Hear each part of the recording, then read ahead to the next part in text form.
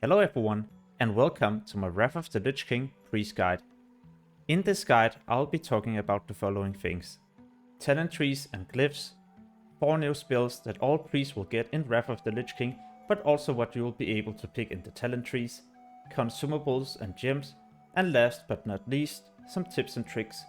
For example, the best race and stat priority.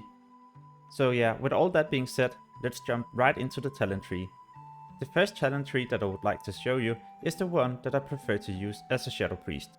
This talent tree is mainly focused on PvE, with no silence and no physic horror. If you're wondering about the glyphs that I like to use, then it's these 6, and for major glyphs it's Shadow, Mind Flay and Dispersion. Next up is the talent tree for Disciplined Priest. You might notice I've spent a few points into Renew in the Holy Tree. This is simply to get some more heal over time. Renew is an amazing healing, especially in 5-mans when you're the only healer, so when you get CC'd, you still have a high amount of healing being done to, for example, the tank and the remaining party group. Overall, Discipline is a lot of fun to play. You'll mainly be casting shields on the party members to prevent them from taking damage, and then you will still have the ability to do AoE healing with Prayer of Healing. If you don't like to cast Renew, then your talent tree in the Holy Tree could be swapped into something like this. For single target, you will then be casting Penance and Flash Heal, and for multiple targets, Prayer of Mending and Prayer of Healing. Last but not least, the Holy Priest. They do a decent amount of single target healing, but amazing AoE healing.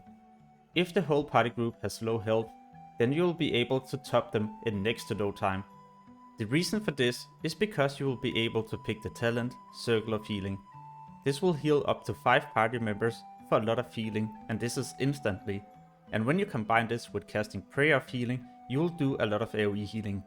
That's also why I decide to always go with these major glyphs. Next up will be the new spells that all priests will get, no matter what specialization you choose. In Wrath of the Lich King, the Shadow Priest will finally be able to do AoE damage with the new spell Mind Seer. All enemies within 10 yards of your target will receive a lot of damage. This will be amazing when you have to clear a lot of trash monsters at the same time. Another spell that will deal damage is Devouring Plague. This spell will deal damage for the next 24 seconds. It's damage over time, but when you swap this to a new target, then the old damage over time will also be removed. So you can only have this at one target at a time. Do also notice that when you deal damage, then you will heal for a small percentage. The priest will not only receive damaging spells, we will also get Divine Hymn. The priest will be able to heal the 3 lowest party or raid members for a high amount of healing.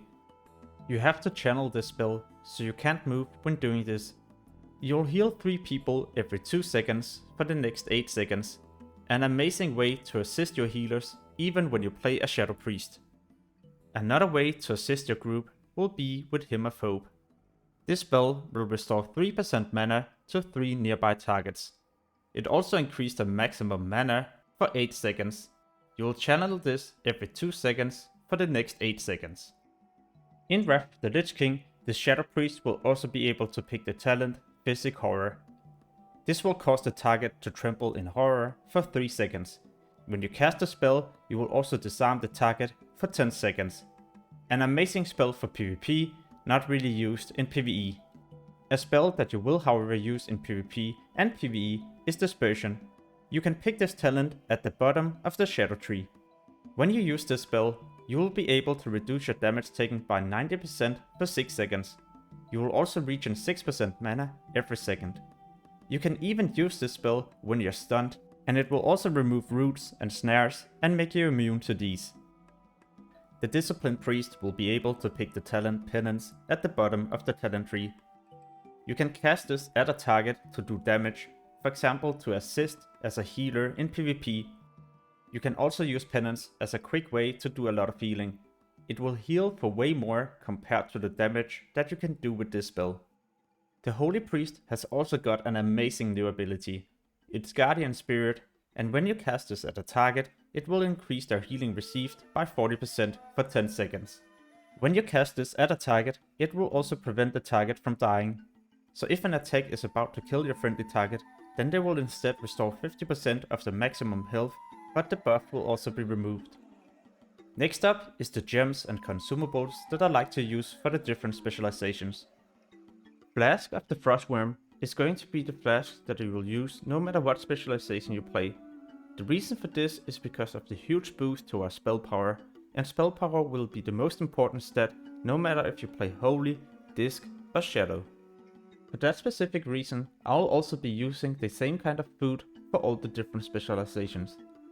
But the best food you will be able to get will be the Fish Feast, the new thing in Wrath of the Lich King that you can place on the ground for anyone in your party group to use. As a Shadow Priest, I prefer to use Potion of the Wild Magic, and this are usually combined with other cooldowns, for example using my Trinket at the same time. As a healer, I just stick to Runic Mana Potion, so I'll be able to keep a high amount of mana and be able to heal. Next up is the gems that I like to use, and I'll be starting off with the Shadow Priest and then continue with the Holy and Disc. Alright, so there's going to be 3 kind of gems that I like to use as a Shadow Priest to increase my damage output. If you still lack hit, then you could always use a yellow socket to increase your hit chance. But if that's already taken care of, then these are the gems that I prefer to use. If you obtain a headpiece with a meta socket, then you have to use Chaotic Skyflare Diamond to increase your critical strike chance, but also critical strike damage. Also because in Wrath of the Lich King, your dodge can now crit. As a Disc Priest, these are the following gems that I prefer to use in the early phases. Simply to increase our mana because of the intellect, but also increasing our spell power to do higher heals. At the same time, having mana per 5 seconds is something I prefer over Spirit. As a Holy Priest, I usually swap the gem at the bottom, so now it grants Spirit instead of mana per 5 seconds. But this is simply just what I prefer, you might have a different opinion. For the meta gem, there's 2 different kind of options that I like to stick with. The one at the top increase our spell power in intellect, and the one at the bottom increase our intellect, but also has a chance to restore a decent amount of mana.